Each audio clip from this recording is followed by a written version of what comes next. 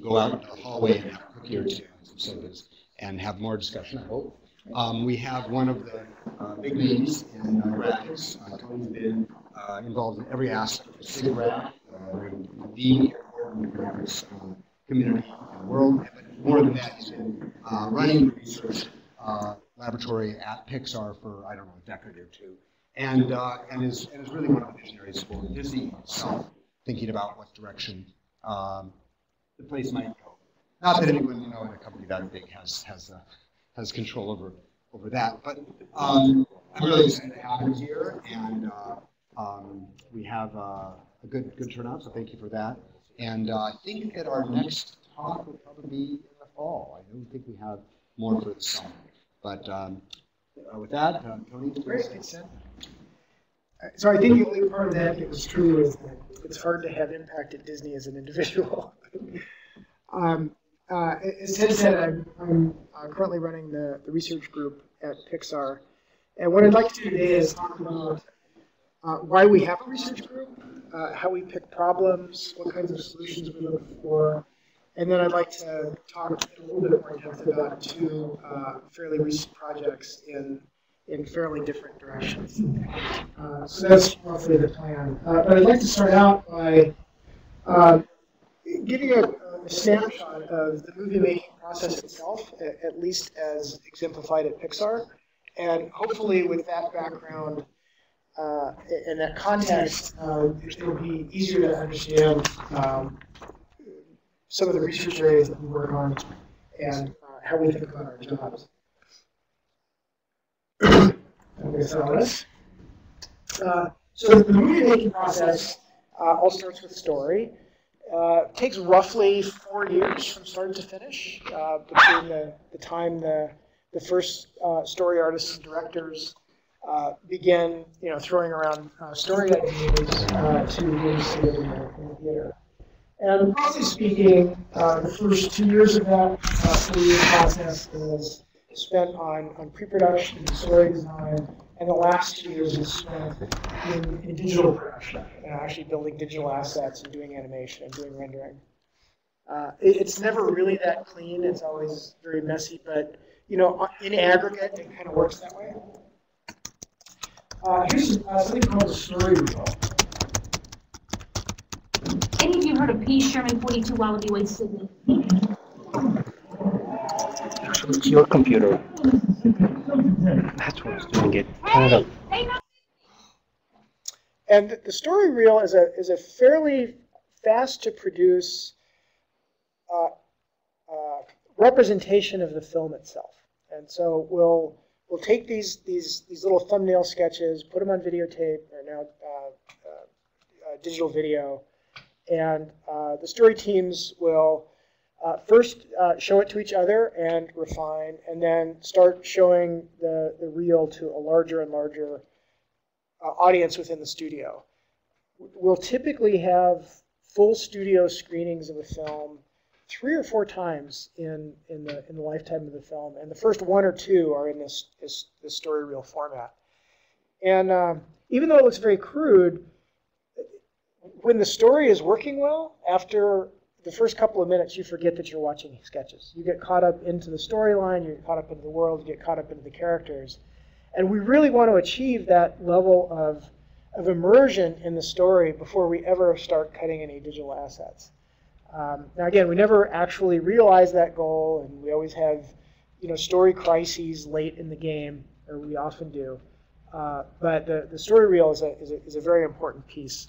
And there really isn't a lot of technology.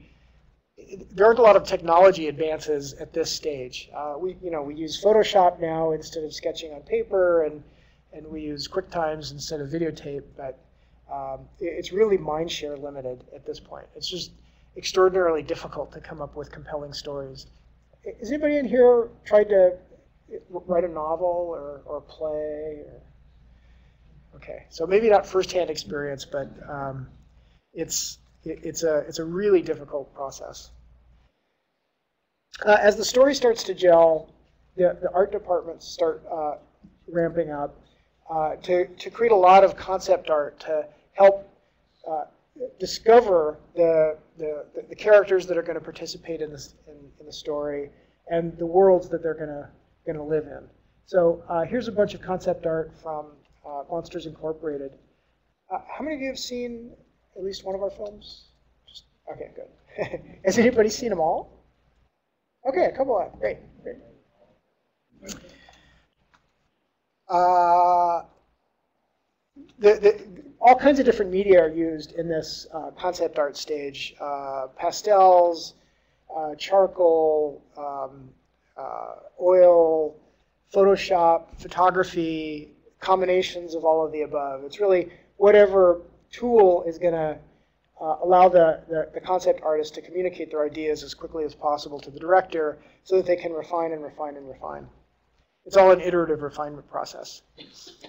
Here's a couple of pencil sketches. Anybody know who this character is? This is Remy from Ratatouille.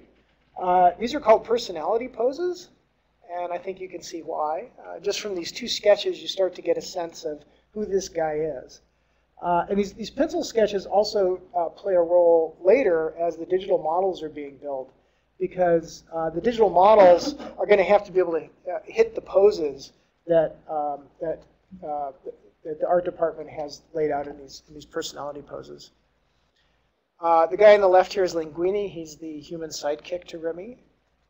And in addition to flat media, we also do a fair amount of sculpting. Again, trying to discover who these characters are. So this is a personality pose of Linguini, and another personality pose. Our sculptors are remarkably fast. It turns out physical clay is a pretty effective medium. And then when you've a nice side effect of having a physical artifact is you can carry it around the studio, and show it to the director and the consumer products people. We do some amount of 3D printing of digital assets for that same purpose. So we'll sculpt in an interactive CAD program and then print in order to carry it around. In addition to the character designs, we have to design all of our worlds. So here's a bunch of concept art from the reef in Finding Nemo. Some more concept art from the kitchen set in Ratatouille. There's just a ton of beautiful art that gets produced that never actually makes it to the screen. We archive a lot of this, and I was telling Ted over lunch that we've also had a traveling art exhibit that opened in the Museum of Modern Art in New York 4 or 5 years ago, and has been traveling the world since then to pull some of this beautiful artwork out of our archives and share it with the public. As the characters and the story starts to gel, we start moving into the digital asset creation pipeline. And the first stage in building a character is modeling, which is kind of analogous to what happens if you're building a physical marionette or a physical puppet. One of the first stages is to carve the styrofoam or the wood or whatever material is going to form the basics of the character. This is a page out of what we call a model packet for Sullivan. The model packet is basically the equivalent of a blueprint. It's kind of the contract between art and the digital and the character creation departments. So here's some geometry that's created for Sullivan. I'm not going to talk too much today about how we actually deal with this geometry. We typically use Maya, which is a third-party software package for the modeling stage and some of the other early stages.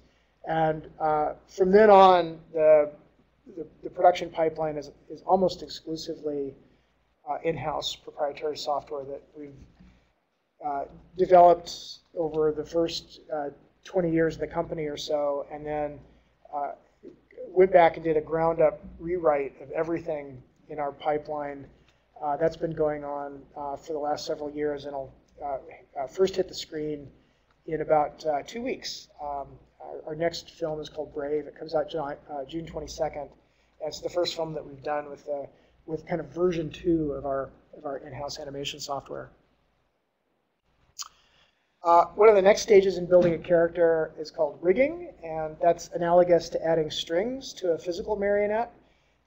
These are digital versions of strings, or knobs, if you will. These are degrees of freedom that animators will ultimately control to bring the character to life and have them act out whatever story points are needed in each shot. This is some snapshots from a calisthenics reel for the facial rig on Mr. Incredible. Our faces typically have about 300 degrees of freedom that the animators can control. Some of the animation controls for the body, for instance, are fairly coarse scale things like the degree to which the right elbow is bent. So that's one number that, or one control that an animator will control the time evolution of. So that's a fairly coarse one. Other ones are a little finer, like the degree to which the jaw is open. Others are even finer scale, like the degree to which the center part of the left eyebrow is raised. So as I mentioned a second ago, our faces are pretty standardized now in terms of their controls. And there's about 300 of them, which is about 10 times more than a human face. They're on the order of 20 or 30 nerve bundles into a human face. So we're 10 times better than human, perhaps. Now, part of that is because it's just over-engineered. We put those controls in just in case we need them. But part of it is because our characters can hit poses that no human can hit. You know, a lot of the muscles are ganged together, for instance, in a human face, and we have independent control of a lot of the muscles. So hopefully our characters are much more expressive, or can be much more expressive than humans. Here's a little animation of a facial rig of Emile, who's Remy's brother.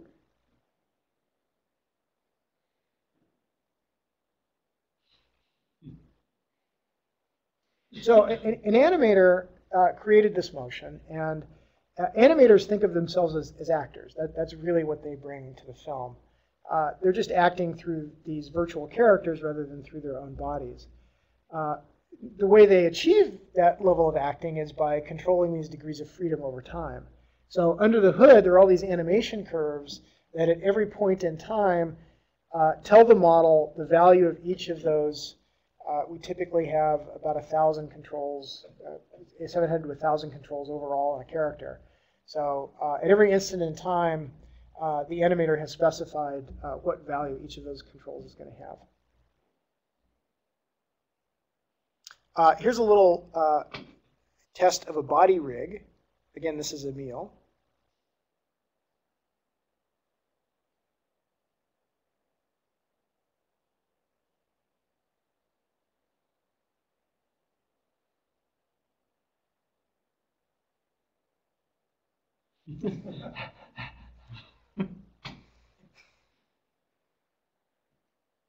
Now, one interesting thing is there's I'll wait for this to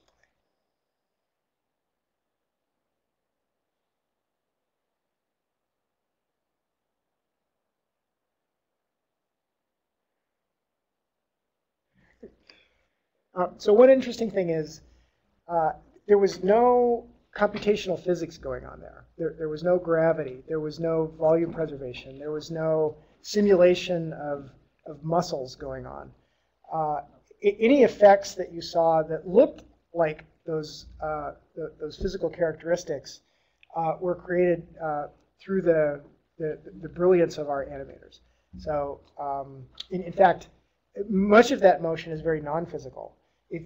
I should really do this, but if you go through and calculate Remy's volume over time, it's going to be far from constant, right? There's volume gain and loss, which obviously wouldn't happen if you had a strictly literal interpretation of physics.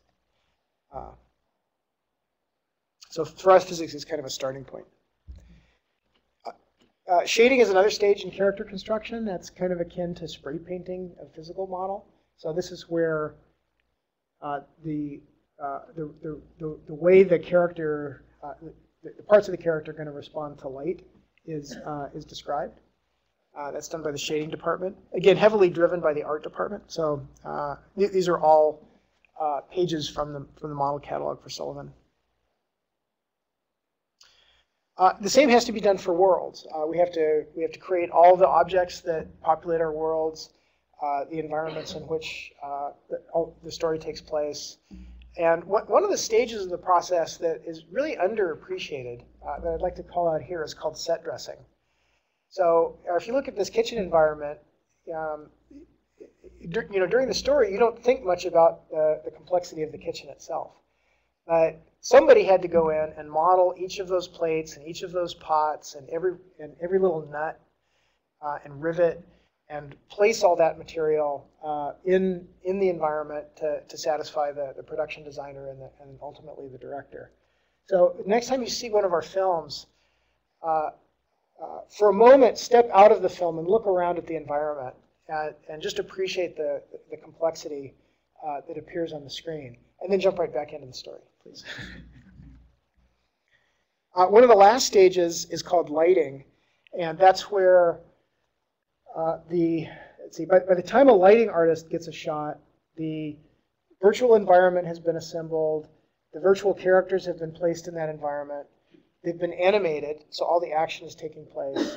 And now it's the goal of the lighting artist to position virtual light sources in the environment so that when we run the rendering process, which is the process of simulating how light is going to interact with the environment, and ultimately send light back to the virtual camera for recording a virtual frame that will appear in the theater, it's the job of the lighting department to place those virtual light sources to get the emotional content that the director's after. So this is a pastel that was created for a shot in Monsters Incorporated. So that was just drawn by hand, and this is a final frame from the film after the light sources have been placed and the rendering process has occurred. And I think you'll agree that the lighting artist has done a really good job of basically solving that optimization problem. There's kind of an inverse problem here. You've got the image you want to produce. Where should the lights go to produce that image? So let's put all those pieces together into progression reel, starting with the story reel again. Any of you heard of P. Sherman 42 Wallaby Way, Sydney? Sydney? Oh, sure. Oh, Ted here's got relatives in Sydney, don't you, Ted? Oh, hey, they know Sydney. All right, so one of the first stages is layout. So this is where the characters are placed in only very rough motion. Oh, sure. Oh, Ted here's got relatives in Sydney, don't you, Ted? Oh, hey, they know Sydney. It's really hard to watch a film in layout form. It's just not engaging. Any of you heard of P. Sherman 42 Wallaby Way, Sydney? Sydney? Oh, sure. Oh, Ted here's got relatives in Sydney, don't you, Ted? Oh, hey, they know Sydney. Okay, so that was after animation, but using very simple lighting. Any of you heard of P. Sherman 42 Wallaby Way, Sydney? Sydney? Oh, sure. Oh, Ted here's got relatives in Sydney, don't you, Ted? Oh, hey, they know Sydney.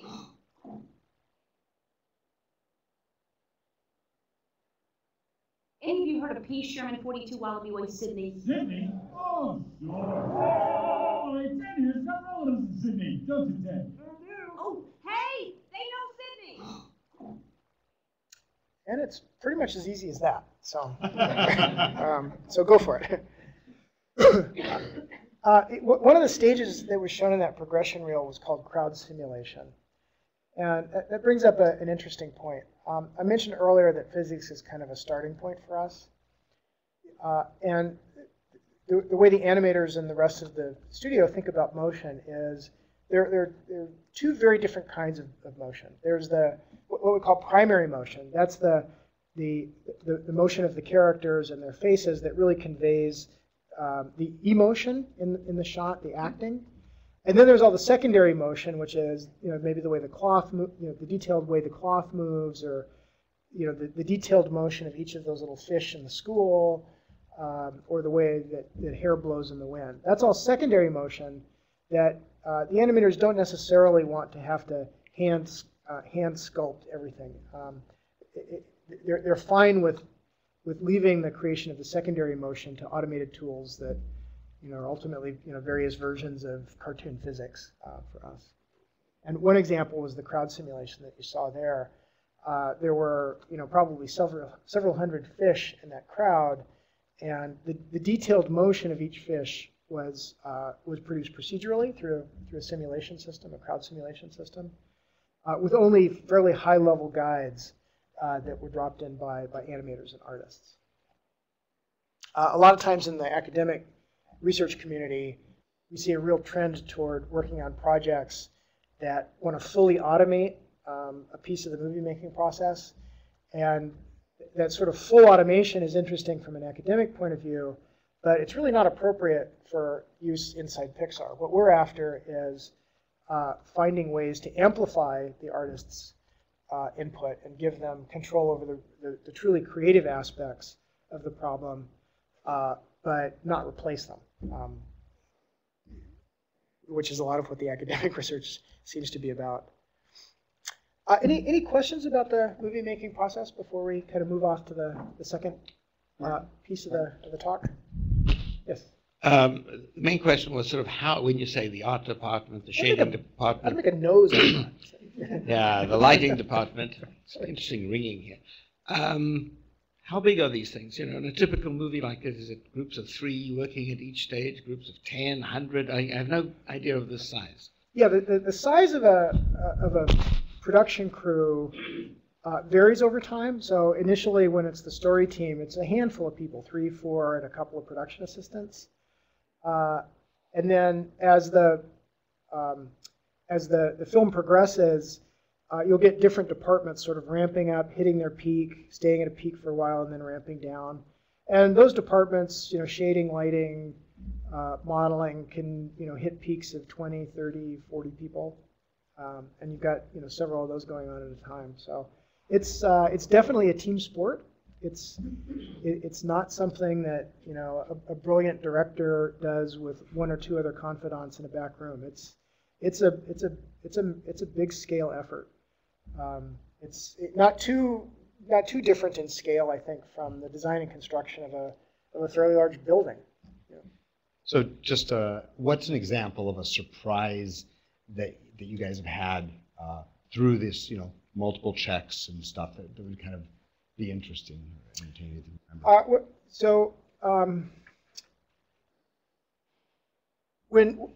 As we're producing the film and getting different versions of the film, first in story reel and 1, 2, 3 version, and then later as we get more shaded content, and we screen the film both for ourselves and for folks at Disney. We gather notes, and then those notes inform how things are going to be changed. And a famous example of when we thought we were on track, and then we got late into the game and we discovered not so much, was Toy Story 2. So that was circa 1998, 2000. It was originally intended to be a direct-to-video release, and it was just too good. And so we turned it into a feature film, and then it was about 9 months or a year before the film was supposed to be released. Our Brain Trust, which is the carefully chosen and very cohesive group of brilliant story artists, including John Lasseter and Andrew Stanton and people like that, looked at it and just realized that the structure of the film just wasn't working. The characters weren't engaging. You didn't really have a lot of empathy for them. There was no real resolution, satisfying resolution to the film. And so the whole production came to a standstill. They just said, okay, we've got to fix this. And the story team basically went into seclusion to see if they could recover an enjoyable film. And they essentially remade most of the movie in that last 9 months to a year. It was very trying, but it's still one of my favorites. They really just nailed it. At the other extreme, we've had some successes where The reels were so good that it just continued to work all the way through to appearance in the film, and Toy Story 3 was a good example of that. I think the story had been brewing in John Lasseter's head for so long that by the time he had the chance to kind of put it down on paper, it just worked. And Lee Unkrich ended up directing it, and Lee and John were just so tight that, and I think Toy Story 3 is now my favorite film, so it works both ways. But that demonstrates that we're willing to shut the production down if we don't feel like it's working. And I think we're one of the few studios that really has the maybe crazy enough to do that, or smart enough to do that, or both. I'm not sure. With a hit record that no one matches. Yeah, we've done well, yeah, at the box office. Let me turn now to why we have a research group, and probably the biggest reason is. When I joined Pixar about 15 years ago. Did we share a screen? Oh, we should. Let's see. Yeah. That one? That one. Just share my screen.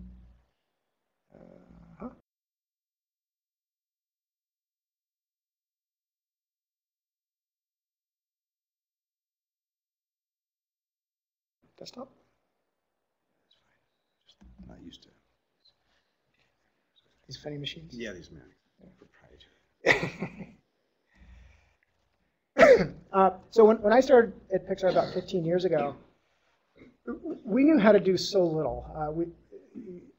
The humans, for instance, in the original Toy Story weren't nearly as compelling as the toys. Humans are just a lot more difficult to do. We couldn't do clothing, we couldn't do hair, we couldn't do atmospheric effects, we couldn't do water. But through 15 years or so, we've learned how to do a lot more of those things to reasonable levels at reasonable cost. And so there's a tendency to become complacent and become really risk averse and not push yourself technically. And so we wanted to create the research group to be sure that we had some number of resources in the building that were really trying to stretch the limits and trying to push things and trying to work against this natural tendency for risk aversion. So we were formed in about 2004. Prior to that, and today, there's lots of innovation going on at different parts of the company, but we're the only group whose job is supposed to be invention all the time.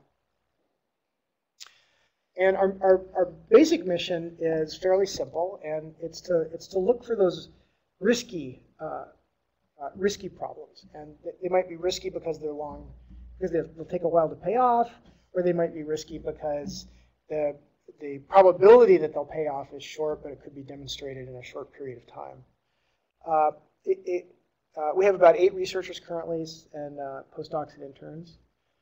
This little diagram is kind of a mental model for how we think about picking problems.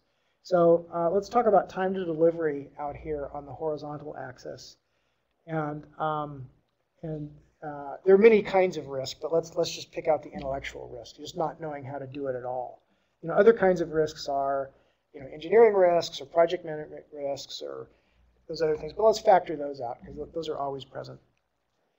If the risk level is low enough, then there are probably other parts of the company that are already in place to tackle those things. And maybe you have to do some advanced development to turn it into something that could be used on a film, but there's not it's not significantly risky for us to work on it. There are also a bunch of problems that are going to aren't very risky, but are going to take a long time to deliver, and we try to avoid those as well. And we really try to focus on this wedge up in here, which is some are short time horizon, some are long time horizon, but they all have some amount of perceived risk. So that's a little picture of how we think about what we work on. Does that make sense? Yeah. And a few of the areas that we consider high impact, one is in lighting, and I'll talk about this in more depth in a moment. Another is in creating new visual styles. So the idea here is that the medium of computer graphics, being software and intellectual property really, is kind of infinitely malleable. And so the frontier of possible visual styles that could be created is almost limitless. And we've developed a visual style that is sort of like hand-drawn cell animation and sort of like physical photorealism. It's not either of those things, but it's somewhere on that spectrum. Right? It's kind of cartoony, but it's also sort of photoreal. And the idea here is that there may be other very different styles that maybe combine, I don't know, pencil sketches with pastels, and there could be some really compelling looks that aren't either of those things. It's something new, so it's difficult to talk about because we haven't seen it yet. But the belief is that there may be other really rich areas that we should develop, and there are some really challenging technical problems in trying to develop those new visual styles. User interfaces is also another area that we've been interested in for a while, and the idea there is that the workstations we use to make movies are the same workstations you find in any other office environment. There's mouse and keyboard and maybe a stylus. But there's no reason to believe that that's the ideal movie-making workstation. And since we basically write all of our own software in-house, and all of our users are in-house, if we can find significantly more powerful and intuitive interfaces using wacky devices that haven't yet been invented, it'll be really to our advantage because we can perhaps make people healthier so that they don't suffer from RSI to the same extent. Or we can make the problem more creative, basically by making the interface disappear and giving them deeper access to their creative content. Could you just give an example of that? I will. That'll be the second case study I do. One question is, do you use any of those sort of physical rigs where people move around or colored spots that you track with lasers so the actor actually animates the object? So the question was, do we use, for instance, motion capture kinds of technologies? The answer is no to date, and partly for good reason and partly for bad. So motion capture is kind of a four-letter word in Pixar, and that's largely because the films that have used motion capture to a significant extent, to date anyway, have really lacked a lot of the emotional appeal of the handcrafted animation. I won't name any names, but maybe you have some in mind of films that are like that. So that rationale is well, the observation is true, where motion capture has been used to a large extent. It hasn't been successful on screen unless there's been significant post-capture animation.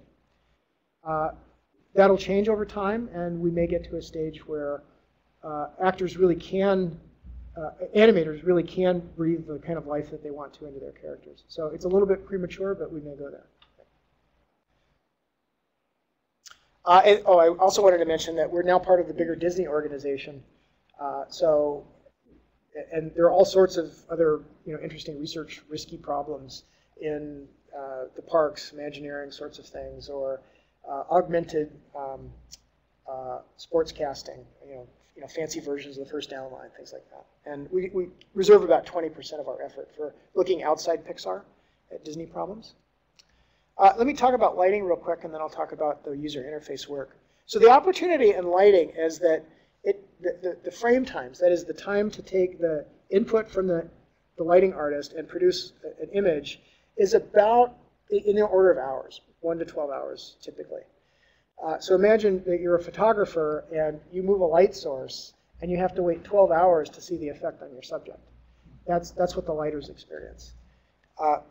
That's not a terribly engaging creative task, right? What we'd like to do is make it real time so that the interactive and creative portions of the lighting artist's brain engage, not the human as optimization engine. So we need a speed up of about 5 orders of magnitude or so, which is probably the biggest computational gap that we have in the studio. And so we've got a fairly large effort working to make this lighting process fully real time. Variety of strategies being used, some pre-computation, some GPU, some parallelism. There isn't a silver bullet here. It's going to have to be an integrated system that, that derives opportunities from all sorts of different places. I did want to just highlight one interesting algorithmic pre-computation style.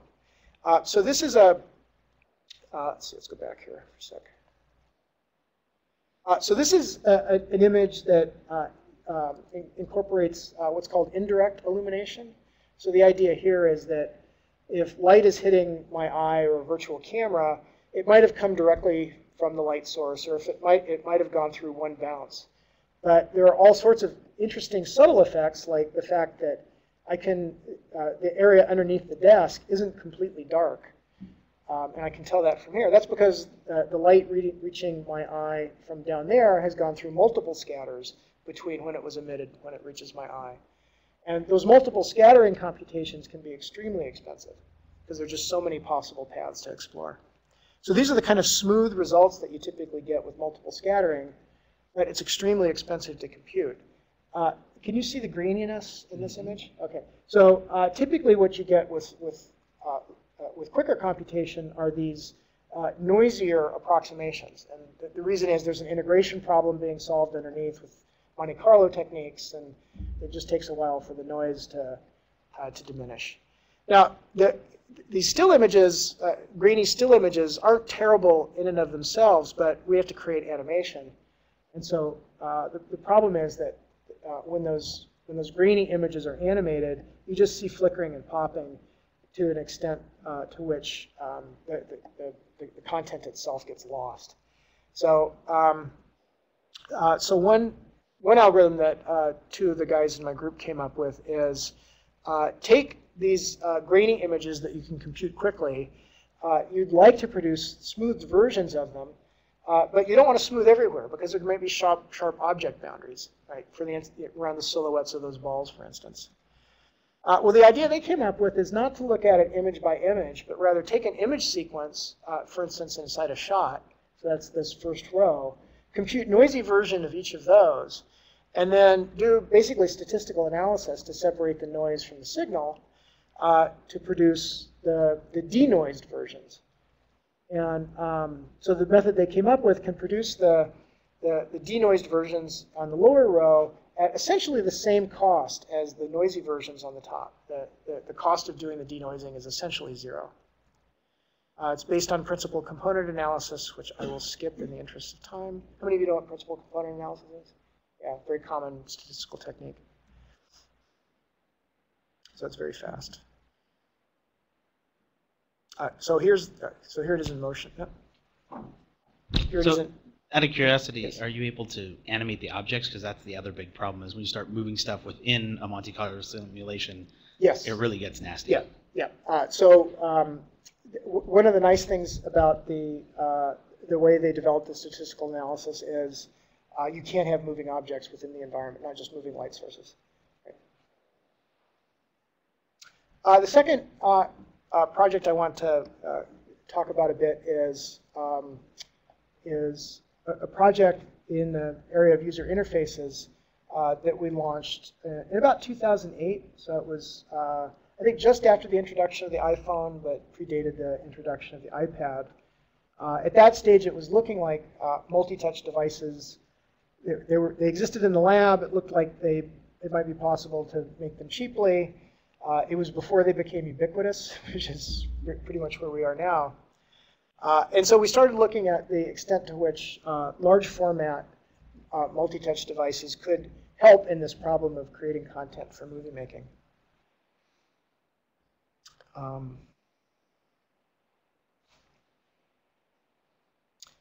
So one thing we did is we worked with some of our artists to put together a fully custom application for doing what we call organic set dressing. So this is outdoor environments, think jungles or deserts, where lots of vegetation has to be placed. And it's not placed purely procedurally. There's a lot of art direction that goes into that placement. So we wanted to see the extent to which a multi-touch, large format multi-touch interface could help here. Let's see. Here's my. So this is a little video that shows the system that we put together. It's called Eden for outdoor environments. And as far as we know, this is the deepest functionality in any multi-touch application we've seen. So you have two basic kinds of control: camera control, which you invoke by this little button down on the left, which he's touching with one hand, that begins a quasi mode. And then you can pan and zoom around in the environment with the other hand using one or two touches.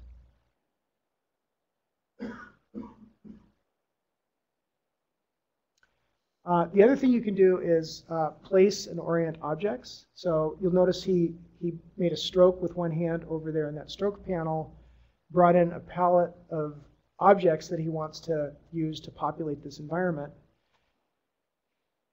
And then placement is done by using one hand to touch the object to be placed and the other hand to touch where to place it.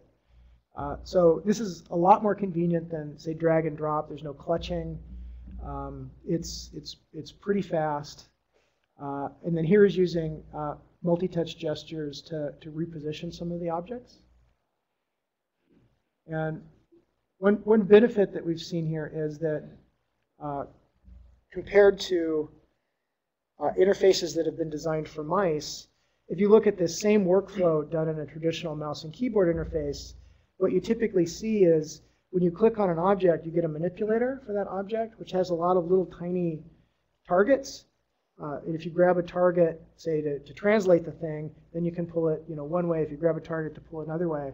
So you end up with lots and lots of little targets to hit. Whereas with the richer gesture space that multi-touch allows, you can effectively make the targets much larger. The targets basically become as big as the objects themselves, and you use the gestures to distinguish which operation that you want. And anecdotally, it looks like that leads to about a 50% reduction, so about twice as fast in the process of laying out your scene. But maybe more importantly, the artist that we worked with most closely felt like he was really immersed in his content. He didn't have to spend a lot of time thinking about the widgetry and the chrome. He also suffers from RSI, and by using multi-touch, you're using different muscle groups in very different ways. And so we're currently experimenting with the benefits of switching back and forth between mouse and keyboard and multi-touch, so that you're mixing up the muscle groups over the course of the day.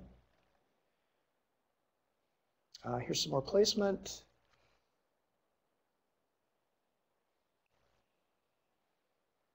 A couple of the shots in Cars 2 were dressed with this system. It's actually made it to the screen in limited form anyway.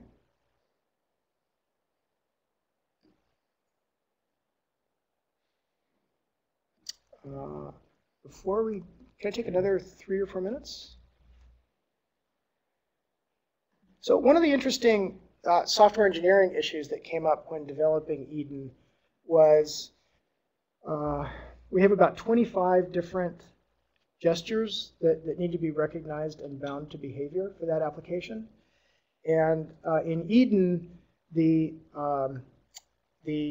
logic between the touch stream and the application functionality was basically hand-coded, which became a real nightmare for reasons that I'll touch on. So we developed a system to make that process of gesture specification a lot more effective. So to motivate this, if you're dealing with a mouse-based interface, there are very few events that you have to respond to. Mouse down, some number of mouse moves, and mouse up. And they always occur in this order, right? Mouse down, some number of mouse moves, and a mouse up.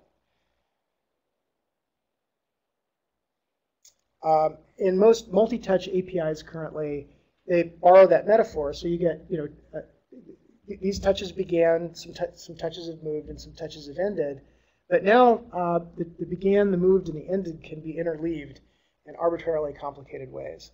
So now you don't know the order in which things are going to come and go. And so it becomes really a problem of multiple tracks of information, one for each touch, but how those events from each track are interleaved is completely arbitrary. And that arbitrariness leads to a lot of difficulty when you write these recognizers and binders. The method we came up with allows you to declaratively and graphically specify the gestures using kind of a guitar tablature sort of notation. So each row here corresponds to the lifetime of one of the touch tracks. So call that touch number 1 on the top and touch number 2 on the bottom. And green means you get a touchdown, black means you get some number of touch moves, and red means you get a touch up. The annotation on the nodes says what that touch hit. So you might have a symbol S that represents the star. So the top row says there's a touch down on the star. There were some moves, and the touch ended on a star. And then the bottom row is sort of a wild card. You can get the second touch occurring anywhere, so A for anywhere. But it has to happen after the first touch, because time is conceptually running to the right. But then, since these are vertically aligned, the touch-ups are vertically aligned, that's an indication that you don't care the order in which the touches leave. Right? Could be touch 1, could be touch 2. You can additionally annotate the touches with callbacks or triggers so that you can provide developer-supplied feedback during the gesture. And underneath what's happening is this graphical specification is being turned into a regular expression under the hood. And then the touch events that the low-level devices create are turned into symbols in this language of regular expressions. And then that symbol is sent to the regular expression matcher. So each of these individual gestures generates its own little state machine or regular expression. And then the system also can recognize the whole collection of gestures for you. So the recognizers are built from these specifications. The other thing that's done is there's static analysis done so that the developer can determine which set of touches are ambiguous with each other. Once you get large gesture sets, it can be difficult to add a new one because you're not sure which ones it might conflict with. And so that static analysis of conflicts can also be done from this declarative specification. So here's an example. So a touch down, some touch moves, and a touch up would generate a symbol stream that looks like this, and then that would get potentially matched against the finite state machines that were built. Is that clear? You can also use a limited vocabulary of regular expression operators in this tablature notation. So the cleany star says that this touchdown has to occur first, and then any number of this sub-expression can occur, and each iteration of that sub-expression can be a touchdown on anything that is bound to a pan, feedback, callback, or you could have a two-touch sequence, which would be camera zoom. And so we just did a user study to determine how effectively people could understand these gesture tablatures. And we got about a 4-fold speed improvement compared to understanding iOS recognizers. So another little example with a 2-dimensional version of Eden where we built a quick little prototype using these ideas. And with that, I will stop, and maybe we have cookies. Thank you.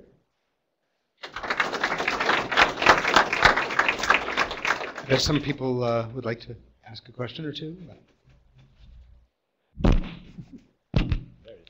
A question I got is, I'm interested in your story people. What sort of background might your story people have as far as, are they readers, or are they people who travel a lot, or sit in the backyard and look at the sky? What sort of background they have? Our story department, they tend to be, there's no one single answer. You know, a good story person is created God knows how. But most of them come through a traditional animation background and have developed short films on their own, and then they start doing story art they become story artists. So they're sketching things that the story team is asking them to sketch, and then some of them show a propensity for story itself. And so that's kind of the typical migration path. But we've also had some other people that have come in from the outside. For instance, I'm blanking on his name now. Directed Little Miss Sunshine, or wrote Little Miss Sunshine, and which is just a really wonderfully crafted story. Came to Pixar, spent several years with us. Ended up writing Toy Story. So they come from all over the place.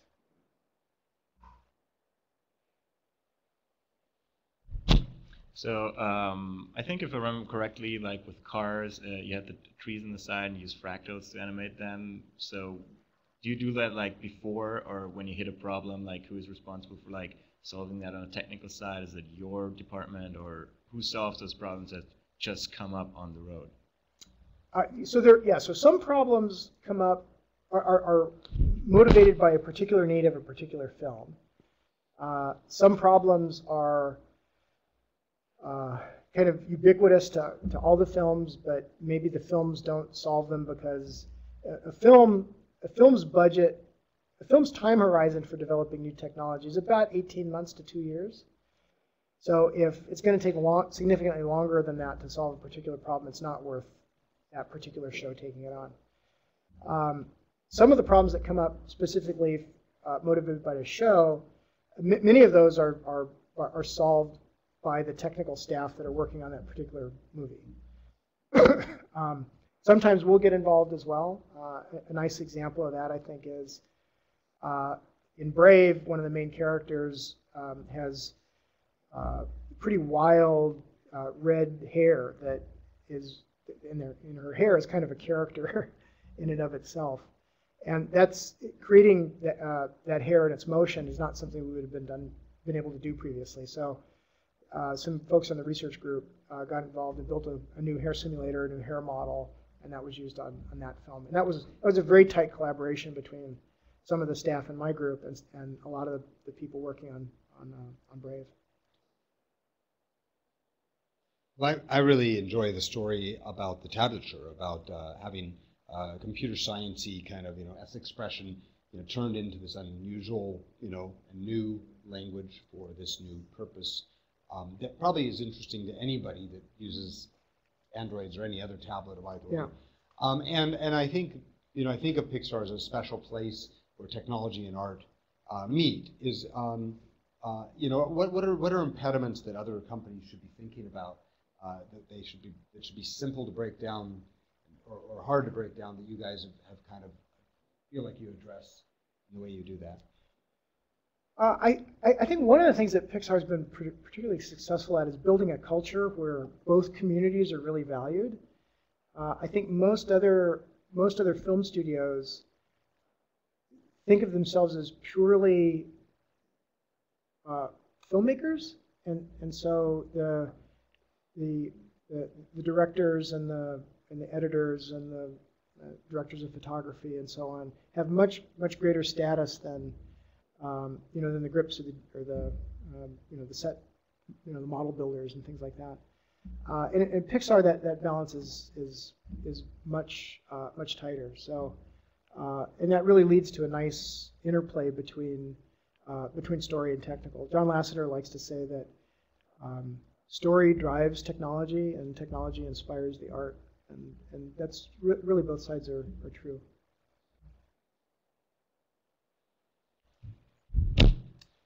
How many different movie projects are going on at a single point in time, and at what stage are projects kind of cut? Like, what's the funnel look like?